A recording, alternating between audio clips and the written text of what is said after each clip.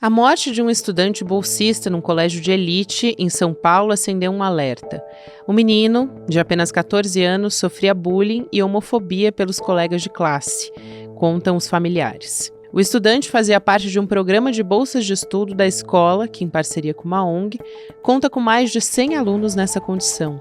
Depois do caso, o colégio disse estar reavaliando o acordo com o Instituto e que pretende reforçar o acompanhamento dos alunos beneficiados pelo programa. Já o conselheiro de Educação de São Paulo, o Cláudio Mansur, afirmou que os programas que atendem bolsistas em colégios de elite precisam ser revistos. As bolsas de estudo realmente podem causar impactos negativos na vida social dos alunos mais pobres? Como é que as escolas devem acompanhar os bolsistas para prevenir casos como esse? Terça-feira, 3 de setembro de 2024.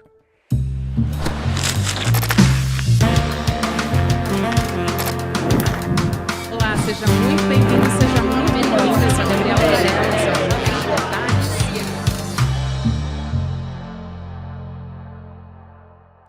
Olá, seja muito bem-vindo, seja muito bem-vinda. Eu sou a Gabriela Varela, esse é o Videocast em Detalhes. E aqui, sempre com um convidado, uma convidada, a gente analisa uma temática, uma notícia importante do momento. Hoje eu trago aqui a Vera Iaconelli, que é colunista da Folha, também psicanalista. A gente tem um assunto bastante denso para tratar aqui e muito importante, a partir da morte de um jovem, de um adolescente em um colégio de elite de São Paulo. É importante dizer aqui, né, antes de mais nada, acho importante fazer esse alerta, e a Vera, que tem tanta experiência nisso, vai poder falar muito melhor do que eu, mas o suicídio ele tem causas multifatoriais, então não é uma causa única, e acho muito importante a gente falar com responsabilidade sobre esse assunto, e ninguém melhor do que a Vera para conversar comigo sobre isso. Vera, obrigada por aceitar nosso convite, seja muito bem-vinda, é sempre um prazer falar com você, obrigada pela sua coluna. Obrigada, Gabriela, e muito feliz a gente abordar um tema que precisa ser falado e, como você disse, com cuidado, né? Com cuidado e com responsabilidade. Bacana. Exatamente. Para quem não acompanhou, só aqui trazendo o título, né, da sua coluna na Folha de São Paulo, é Tragédia e Esperança nas Escolas de Elite, nada tem sido mais revolucionário do que o sistema de cotas nesse país. Eu até me emocionei lendo, porque eu fui bolsista a minha vida inteira, enfim, estudei em escola pública e fui bolsista na faculdade. E você trata de um assunto que é fundamental. Uma das frases até que você traz na sua coluna é: a inclusão é um processo, mas a permanência é outro processo. E isso, assim, é fundamental da gente começar, talvez, essa conversa, porque a gente está falando, para além dessa criança, desse adolescente, né, entrar nesses colégios, nesse caso em específico aqui, só para dar nome ao que aconteceu, mas era um jovem que sofria bullying no Colégio Bandeirantes, em São Paulo, e a gente também teve declarações deploráveis depois, que eu vou trazer aqui também, mas para a gente introduzir o assunto, acho que seria importante falar sobre como é importante, né, coletivamente para a nossa sociedade, que essas instituições estejam com um olhar de cuidado, para além do cuidado de empatia, de observação de vulnerabilidades, né, de como esses processos acontecem dentro desses espaços. Então, eu queria começar te ouvindo sobre a introdução dessa sua coluna.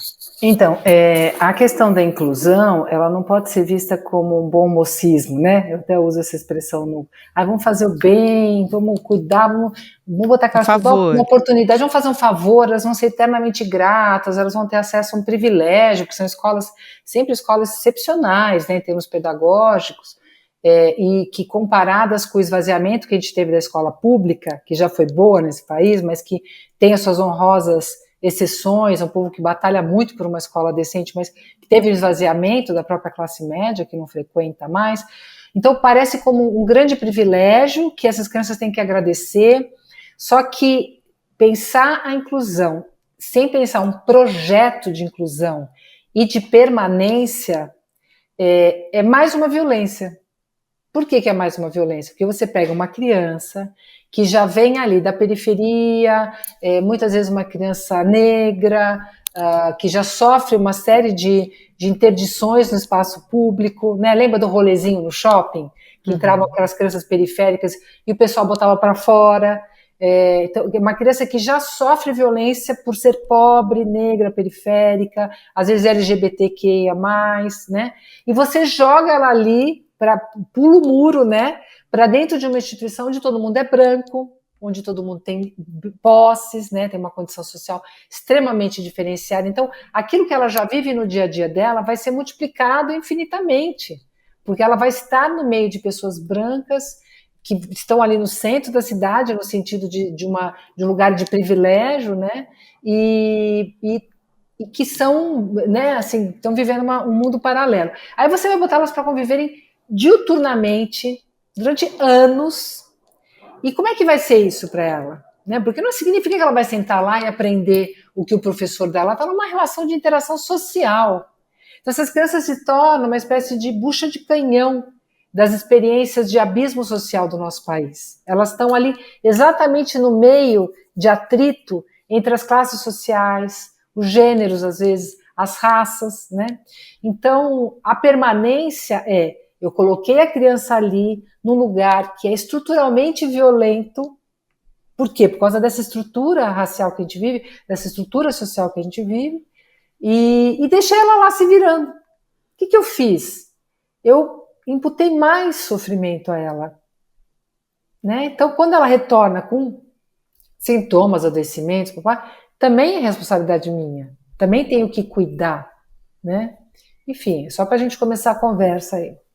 É só para a gente começar a conversa mesmo, porque depois que a gente teve a morte desse aluno, e também queria aproveitar aqui para, claro, né, desejar aqui os pêsames, né, os nossos sentimentos aos familiares dessa vítima.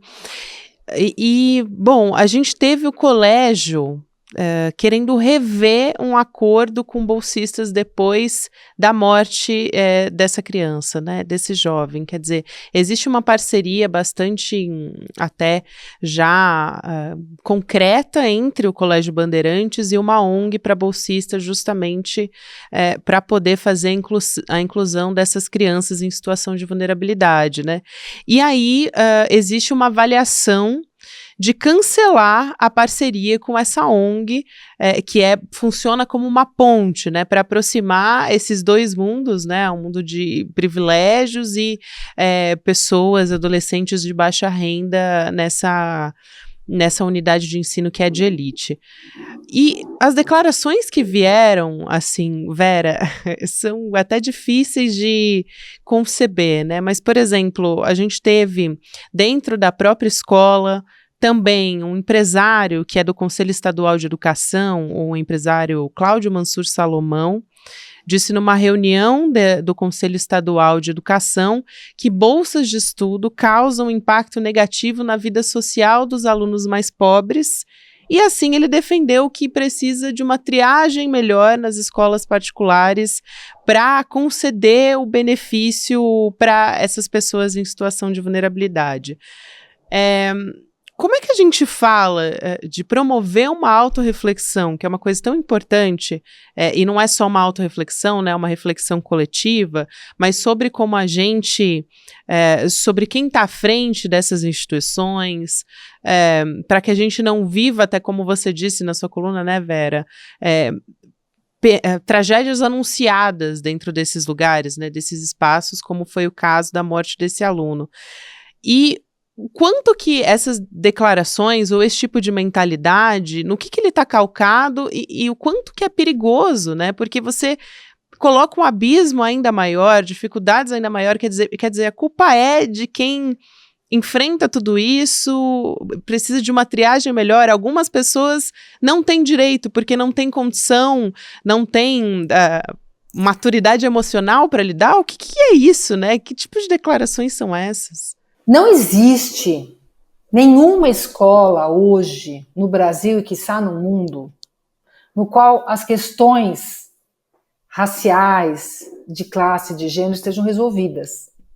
Porque a escola é justamente um espaço que é sempre público, seja privada ou não, porque ali você vai reunir Toda a diferença de uma sociedade vai ser colocada na escola. As famílias são diferentes, as histórias são diferentes. E a escola é um lugar que tem atrito.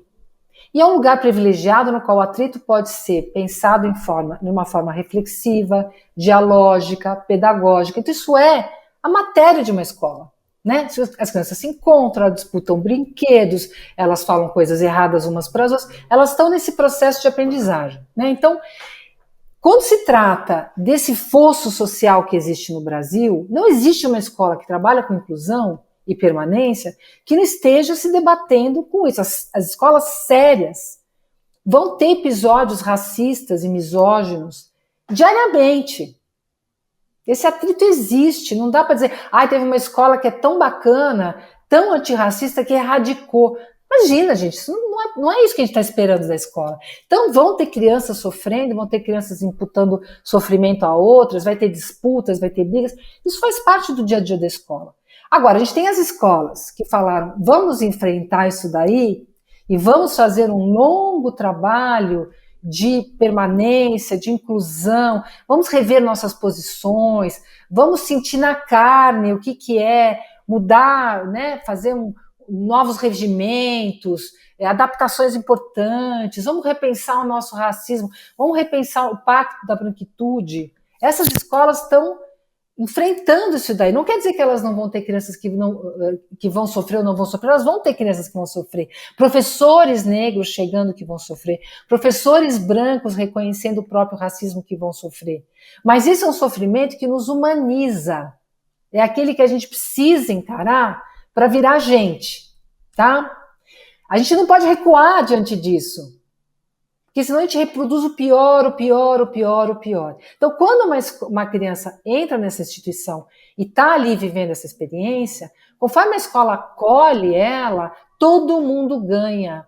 A criança ganha, a escola ganha, a sociedade ganha. Tá? Haja vista os bolsistas entrando nas universidades, mostrando a qualidade do ensino deles, trazendo diversidade, trazendo discussões, sofrendo, causando o sofrimento necessário para crescer, tá? Então isso é uma coisa. Quando a escola fala assim, isso aí dá muito trabalho, sabe? Não vou mexer nisso daí. Ela está provando que o projeto dela não era esse. Que o projeto dela é o que eu chamo de filantropia avestruz. Olha como eu sou bonzinho. A gente dá bolsa, a gente é tão legal. Olha, gente, vamos sair na foto aqui dos bolsistas. A gente tem gente negra aqui. Isso é só propaganda enganosa. E eu vou dizer uma coisa da minha opinião. Que bom que vão parar de fazer. Porque se eles não têm competência, vontade política, coragem e ética para enfrentar esse rojão, não submetam essas crianças a esta experiência. E volto mais um passinho. Realmente, essa criança tinha razão. Não de ter se matado, porque não é assim que a gente resolve as coisas, mas de denunciar o que se passava nessa escola. Porque isso daí, esse acontecimento, que poderia ter acontecido em outra escola, tá? Ele acaba revelando o DNA da escola. E aí o que a gente está vendo é que o projeto de inclusão e permanência ia só até a página 1. E aí é muito perigoso. Agora, um projeto de inclusão e permanência sério, que encara os desafios para que todo mundo cresça junto e encare o sofrimento, é disso que o nosso país precisa. Que importante, Vera, até porque não é uma responsabilidade única da escola identificar tudo isso, né? A gente falha como sociedade, são várias instituições que falharam com essa criança por não identificar o que ela estava passando, né? Seja o bullying, um transtorno de saúde mental, enfim, situação de vulnerabilidade, um conjunto de fatores que levam, né, até a essa atitude extrema que a gente não pode nem classificar, que não pode nem dizer o que é. Mas eu digo isso porque eu acho importante a gente falar também, nesse momento, que esses ambientes são tão esmagadores, né, dessas crianças que estão ali para se tornar também cidadãos, estão nesse processo de troca com outras crianças e com adultos e com ambientes que muitas vezes elas sentem que não pertencem, porque elas vêm de um outro lugar, né, e passam por esse processo de exclusão. Então, como é que a gente traz esses elementos para a discussão, Vera? Como é que, assim, sem culpar a escola, né, exclusivamente, mas como é que a gente pode identificar qual é a responsabilidade dessas instituições, em identificar quando a criança está passando por uma situação como essa? Então, eu acho que a gente começa primeiro pela ideia de que o suicídio ele é um ato extremo, mas ele é a ponta do iceberg. Tem muitas outras crianças que estão sofrendo, no entanto, elas não vão chegar às vias de fato num gesto assim. Então, então você pode ter crianças que passaram pela mesma coisa que essa criança passou e não fariam a mesma coisa. Então, tem algo ali de um sujeito que resolve esse sofrimento extremo de uma forma única. Isso não vai acontecer com todas as crianças que passaram pelo que ele passou. Então, até para dar dignidade para essa pessoa, essa criança era uma pessoa, era um sujeito. E ele faz uma saída extrema a partir dos recursos dele, né? Outra criança pode passar pela mesma coisa e outra criança pode passar por muito menos do que isso e chegar às vias de fato, porque depende também dos recursos dessa criança. Essa combinatória é uma coisa que a gente só sabe de fato a posteriori. Os jovens são muito disruptivos nos gestos, faz parte da juventude, da adolescência, os gestos impensados, os gestos, essa reação excessiva às experiências, por isso que a gente é tão atento a eles, porque a gente sabe que coisas que a gente fazia na adolescência, depois com a idade se olha para trás e fala assim, mas não era para tanto, né? Por isso que a gente tem que tentar identificar, mas não adianta ser engenheiro de obra pronta, né? Depois que acontece, todo mundo sabia, não é bem assim. Então, nesse sentido, eu não imputaria o gesto à escola, mas eu imputo sim a cadeia da falta de cuidados, da falta de projeto político e social dessas escolas, que culmina em coisas que talvez fossem evitáveis. Não sabemos se seriam evitáveis, mas a gente tem que fazer a nossa parte, a gente não sabe. A gente não sabe se uma criança vai chegar às vias de fato, mas a gente tem que fazer a nossa parte. E ali, pela reação a posteriori, vai ficando claro que não só não fizeram a parte deles, como fizeram alguma coisa equivocada, né? Quer dizer, fizemos isso, aquilo, aquilo outro, mas será que tinha realmente um projeto de inclusão? Ou era só uma coisa meio decorativa, não vamos pensar muito sobre isso, não quero saber muito, essas crianças tinham que estar gratas, elas dão trabalho, enfim, não sabe, eu acho que parece que alguma coisa depõe muito contra o projeto, a forma como o projeto está instituído. E tem projetos muito legais, tá? Tem projetos muito engajados, escolas fazendo coisas muito legais, não sem sofrimento, mas estão fazendo, tá?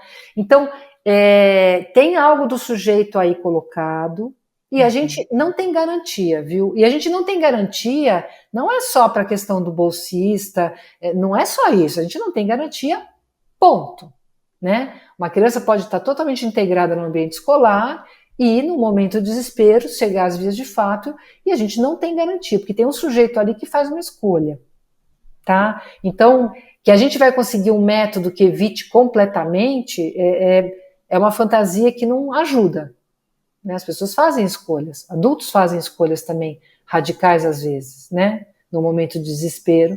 Então, mas a gente tem alguns mecanismos que a gente precisa tentar garantir, não para garantir que não vai acontecer nada, garantir que existam esses mecanismos para diminuir sensivelmente a chance de chegar num desfecho tão trágico, né? Uma das coisas que me ocorre, tem muitas, tá? Mas uma das coisas que me ocorre, qual que é hoje o papel dos pais em relação à escola? O papel dos pais em relação à escola hoje tem sido muito no sentido extremamente individualista, no qual eu ponho meu filho na escola e eu quero ficar vigiando a escola para que ela cuide do meu filho do jeito que eu cuido dele em casa, para que nada saia daquilo que eu falo em casa, para que ele não tenha que se misturar muito ali, né? Então aquele pai, aquela mãe que estão ali mais para uma ingerência dentro da escola, com muito pouca preocupação com o ambiente escolar como um todo, com as outras crianças, com o que se passa na escola mesmo, com os professores, com os funcionários e os subalternos, né? Aqueles funcionários que às vezes o pai e a mãe entram na escola, nem cumprimenta o porteiro, nem cumprimenta quem faz a limpeza. Então, qual que é o lugar dos pais dentro da escola? É um lugar de proteção, de cuidado da escola, de refletir sobre a escola, de pensar em todas as crianças, porque às vezes acontece uma coisa dessa, a escola chama os pais de uma criança que cometeu uma violência, e os pais acham que a criança está coberta de razão, que imagina que ela vai ser penalizada, ela é apenas uma criança, reproduzindo, né, dentro da escola, esses modelos de injustiça e violência. Então, tem vários agentes aí que precisam ser acionados para que todos os espaços que a gente tem, todas as instituições, possam receber o cidadão comum. A palavra que você usa, você trouxe assim tantas coisas fundamentais, mas a palavra que você usa, né, pode ser evitável, é fundamental, porque o acolhimento, o cuidado com a saúde mental dos jovens não garante, né, que essa decisão individual não vai ser tomada, mas ela pode fazer a diferença entre a vida e a morte dentro de uma sociedade, né? Então, eu acho muito importante essa palavra que você usou, Vera. E eu queria que você falasse um pouco também, no seu texto, você foi além e você trouxe essa ideia, né, essa lógica neoliberal que acontece dentro desses espaços, que é de criar líderes desde o começo, assim, desde assim, a primeira fase da infância já quer se formar patrões, né, não cidadãos, você usa esse termo, o que se quer é formar patrões, não são cidadãos. Então, quais são, de que maneira a gente está criando essas crianças, né? Com que preocupações lá na frente, quando elas chegam nesses lugares, né? Se elas chegarem nesses espaços que os pais, ou enfim, que esse coletivo privilegiado almeja, como é que elas vão se comportar, né? E até quais violências elas podem também reproduzir lá na frente, justamente porque elas foram criadas dessa maneira, né? Então, vamos pensar uma coisa. A gente está falando assim, bom, estão entrando as crianças bolsistas nessas escolas por uma pressão social, né? Por uma pressão dos grupos de movimento antirracista, por uma pressão social, né? Tá. Mas muito antes, desde sempre, a escola sempre teve pessoas negras, as escolas de elite. Sempre tiveram pessoas negras nos seus quadros. Onde elas estavam? Onde estão essas pessoas desde o dia 1? Uhum. Elas estão na portaria, elas estão fazendo a faxina, elas estão servindo na cantina. Essas pessoas estão lá dentro. E essas crianças de 2, 3, 5, 15 anos, brancas de elite, estão convivendo com essas pessoas. Como? Como são tratadas essas pessoas? Como elas veem os pais delas tratarem? Como elas veem a direção tratar? Como elas veem os professores tratar? Porque agora começaram nessas escolas a chegar professores negros, com sorte, orientadores negros, quiçá diretores negros, que já existem com mais frequência na escola pública, mas essas crianças já conviviam com essas pessoas negras, mas numa posição subalterna. E nessa posição subalterna, a escola prestava atenção no tipo de relação que se estabelecia ali, como são tratados esses funcionários, né? Quando tem festa de fim de ano, eles comparecem? Qual que é o lugar deles? Então, esses patrõezinhos e essas patroazinhas, né? Eles já estão ali exercendo seus pequenos poderes, seus podres poderes, como diz o Caetano, né? Nessas primeiras relações. E aí, quando vão chegando professores negros, coordenadores, diretores, muitas vezes é um choque para os pais, que não sabem como se dirigir a uma pessoa que estaria ali, supostamente no mesmo nível que ela, sendo que... Você entendeu? Então tem todo um choque de realidade quando entram os bolsistas, de coisas que já estavam ali e que não podiam ser pensadas, que não podiam ser reconhecidas, né? E aí essa criança, Ela vai reproduzir, porque às vezes a pessoa fala assim, não, mas na nossa família a gente não é racista, imagina, a gente adora fulana, a nossa cozinheira, ela senta para comer com a gente abraça e beija, ela praticamente é da família. É da família, mas não vai ter o nome dela na herança de jeito nenhum, tá? Exato. Da família, vírgula, até a hora que ela pedir aumento, alguma lei trabalhista que organiza aí hora extra, ela vai ser demitida lindamente como não é mais da família. Então, ali, naquele convívio pseudo familiar, a criança já vai entendendo, né, que a babá cuida dela o dia inteiro, mas se ela der um grito, o babá vai embora. Entendeu? Ela já vai, esse patrãozinho, ele está ali nesse convívio afetivo / absolutamente autoritário, né? E vai criando esse caldo de racismo que os pais não sabem de onde sai. A gente não é racista, imagina, adoro empregada. Eu tenho até um amigo negro, mas aquilo tá o dia inteiro. Ela tá entrando na escola, ela tá vendo quem que manda e quem que obedece, né? Milhões de humilhações que elas nem reconhecem como humilhações, reconhecem como o lugar que é devido àquela pessoa negra e pobre. Isso daí ensina muito mais do que milhões de aulas sobre a história do Brasil, sobre racismo, porque isso está no tecido dessas relações. Quando entram as crianças bolsistas, isso se escancara. E aí as pessoas começam a ter que discutir, né? Discutir como é que funciona o racismo estrutural. Essa é a grande esperança. Que esses patrõezinhos, essas patroazinhas, comecem a pensar sobre isso, porque eles ainda vão ser, durante algum tempo, talvez a gente não veja algo diferente, pelo menos eu que tenho 60 anos, são os nossos governadores, né? Vão ser as pessoas que nos governam, são os nossos empresários, são os nossos, né? Eles ainda vão ser os chefes. Então eu acho que tem algo que pode mexer essas placas tectônicas, né? E fazer essa roda virar.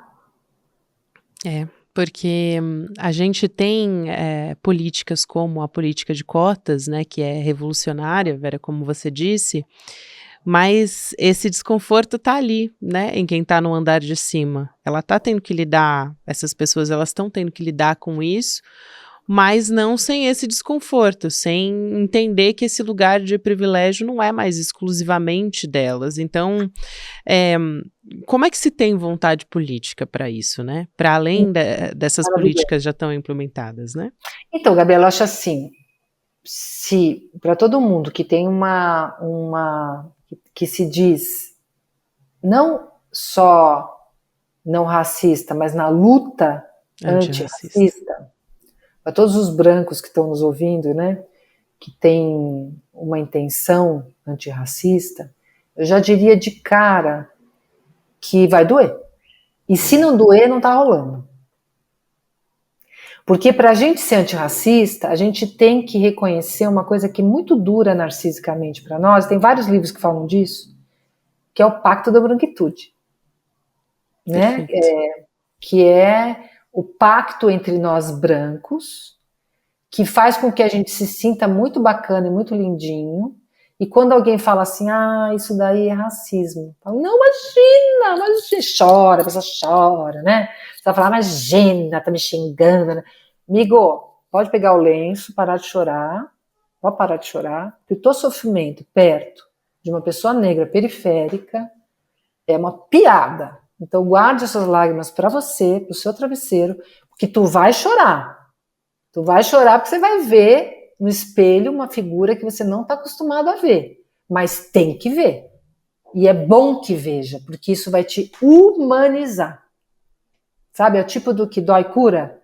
Então vamos lá, quer dizer, a atitude antirracista de nós brancos é cutucar a nossa autoimagem de gente boa e bem intencionada e perceber que somos racistas sim, todos, a partir de uma estrutura racial, e que isso não nos sirva de desculpa, eu fiz porque a estrutura é racista, não, eu fiz porque eu sou racista dentro dessa estrutura racista e sou responsável por isso e tem que melhorar. Tem que fazer alguma coisa com isso, tem que me responsabilizar, tem que reparar, tem que pedir desculpa, tem que fazer o que for necessário para essa reparação histórica. Então, não tem caminho suave, não tem...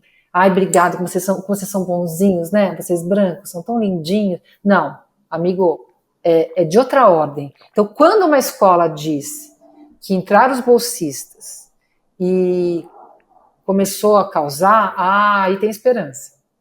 Porque realmente não vai dar para fazer esse omelete sem quebrar esses ovos, né? Isso faz parte do projeto. Por isso que eu digo, a vontade política é uma vontade de quem está afim de todo dia que estiver lidando com isso, levar um susto consigo mesmo, de confrontar os seus preconceitos. E a gente ouve até pessoas negras percebendo o seu racismo, percebendo os seus preconceitos e levando um susto também. E aí é muito libertador. É muito libertador. Realmente, você se sente melhor. Então, a vontade política é uma vontade que não é sem sofrimento, né?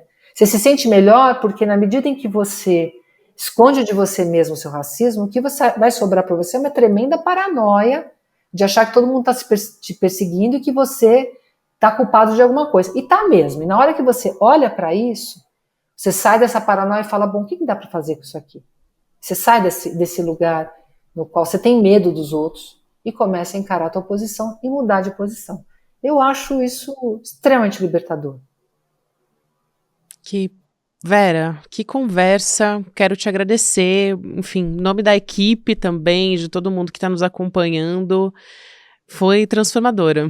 Obrigada, Vera Iaconelli, que é psicanalista, colunista da Folha, recomendo muito, se você ainda não leu, que leia, porque essa conversa estendeu aqui o artigo da Vera, mas é fundamental para todo mundo, para qualquer pessoa que é isso, né, que esteja comprometido com essa vontade política e para além disso, né, para ser antirracista. Obrigada, um beijo para você, Vera, até uma próxima. Obrigada, Gabriela. Depois dessa conversa, a gente dá uma respirada para poder lembrar você que a gente vai ter uma série aqui no ICL falando sobre o preço da independência. Então, a gente tem jornalistas aqui na casa que já sofreram diversos ataques simplesmente por exercer sua profissão, por falar a verdade, por fazer investigação, e a gente trabalha todos os dias com ética, com informação, justamente para combater esses ataques. A gente não se dobra a essa violência, então no dia 5 de setembro, que vai ser uma quinta-feira agora, 8 horas da noite, a gente vai ter uma conversa entre Eduardo Moreira, Juliana Dalpiva, Chico Pinheiro, Leandro Demore e Roberta Garcia, ao vivo, para o lançamento dessa nova série original do ICL, que é O Preço da Independência. Vai ser um marco para o nosso futuro e para o futuro do jornalismo independente também, fundamental a gente falar sobre isso. E você pode fazer a sua inscrição em detalhesicl.com.br para garantir sua vaga, mas o evento vai ser online, gratuito, vai ter trecho exclusivo, muita novidade também, então eu recomendo que você faça a sua inscrição e assista para ter acesso a todos esses detalhes. Obrigada a você que me acompanhou até aqui, a gente sempre está ao vivo às 10h30 da manhã, depois tem depois tem Mercado Investimentos, aí sim Rolê ICL, 6 horas da noite ICL Notícias segunda edição, e em qualquer momento do seu dia você pode nos ouvir também pelas plataformas de áudio. Obrigada e até amanhã. Olá, você já notou que quem assume a coragem e o compromisso de falar a verdade no veículo de comunicação acaba sofrendo ameaças, sendo atacado, seja um jornalista, seja um veículo de comunicação. É sobre isso que a gente quer falar com você. Não importa quem seja. Se a pessoa assume o compromisso de apontar desigualdades, privilégios, injustiças, acaba sofrendo tentativas de ser silenciado. Vamos falar sobre isso na quinta-feira, dia 5 de setembro, às 8 da noite, aqui no ICL. Eu vou receber o Eduardo Moreira, a Juliana Dalpiva e o Leandro Demore, sempre na mira dos poderosos, que não gostam que a verdade emerja, porque a verdade, como conhecimento, liberta. Como diz Frei Beto, a informação compromete.